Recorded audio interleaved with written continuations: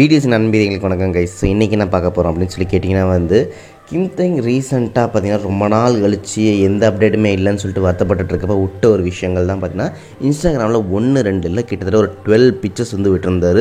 ஃபேன்ஸுக்கு என்னமோ அது ட்ரீட்டாக தான் இருந்தாலும் நம்ம மனசில் வந்து அப்படி லவ் பொங்கினாலும் பட் அவர் கையில் இருந்த ஒரு விஷயமும் அந்த ஃபோட்டோ 12 ஃபோட்டோவில் 2 ஃபோட்டோ வந்து யார் கண்டுபிடிச்சோ தெரில.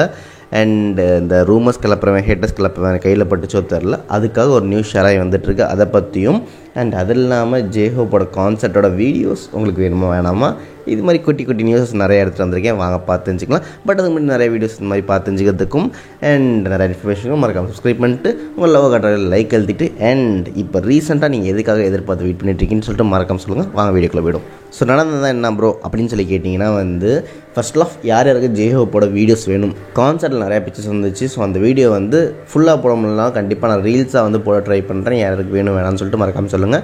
பட் அதை தாண்டி வந்து கிம் தெங் செல்ற சச்ச என்னன்னா வீடியோப்பா, அதாவது ஃபஸ்ட்டு எப்படி இருந்தது, அதுக்கப்புறம் எப்படி இருந்தது, அப்புறம் ஜிம்மில் என்ன பண்ணார், அந்த லுக் வைஸ் எப்படி அண்ட் எல்லா விஷயத்தையும் நிறையா ஷேர் பண்ணியிருந்தார். அண்ட் வந்து இப்போ பல்கிங் ஆனதையும் அவரோட நியூ ஹேர் கட்டையும் இது மாதிரி நிறைய 12 பிக்சர்ஸ் எப்பா 1-2 அப்டேட் கேட்டால் எவ்வளோ அப்டேட் வச்சுக்க உனக்கு இல்லாத அப்படின்னு சொல்லி அள்ளி கொடுத்தாரு.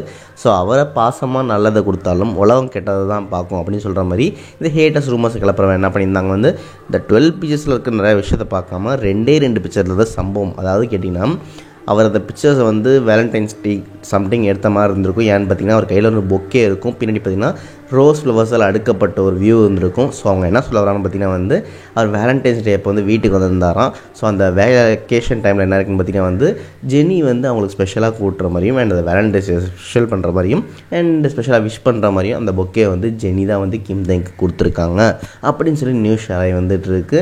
அண்ட் இதை நான் எங்கன்னு போய் எடுத்துகிட்டு என்ன சொல்கிறேன்னு தெரில. மனுஷனுக்கு கிடைக்கிறதோ 2 நாளோ 3 நாள் லீவு, அன்னைக்கு வந்து இங்கே வந்துருப்பா. அன்னைக்கு ஜெனி எங்கே இருந்தாங்களோ தெரில, வந்ததுக்கு அவங்க ஃப்ரெண்டு யாரும் விஷ் பண்ணுற மாதிரி அந்த பொக்கையை கொடுத்துருக்கலாம். ஸோ இது எப்படிலாம் கனெக்ஷன் பண்ணி எப்படிலாம் கிளப்பி விட்றாங்கன்னு சொல்லி தெரில. இதை பொறுத்த வரைக்கும் நான் கண்டிப்பாக ஏற்றுக்க மாட்டேன். வேலண்டைன்ஸ் வந்து இதுக்கு தான் அதுன்ட்டு. பட் ஃபேன்ஸை பொறுத்த வரைக்கும் பார்த்திங்கன்னா வந்து வேலண்டைன்ஸ் கண்டிப்பாக கிடைக்கும். ஏன்னா வந்து 12 பிக்சர்ஸ் விட்ருக்காரு. பிக்சர்ஸ் வந்து ஸ்டேட்டஸ் வைக்கிற மாதிரியும் வால்பேப்பராக வைக்கிற மாதிரி அளவுக்கே சூப்பராக இருக்குது. ஸோ எத்தனை பேர் இதை பார்த்தீங்க இல்லை அண்ட் இந்த ஜெனி மேட்டரை பற்றி நீங்கள் நினைக்கிங்க சொல்லுங்கள். அண்ட் ஜேஹோப்பை பற்றி மறக்காமல் சொல்லுங்கன்னு சொல்லிட்டு இந்த நியூஸ் உங்களுக்கு ஷேர் பண்ணிட்டு விடைபெறுவது தான். ஆஜே love you all, tata bye bye.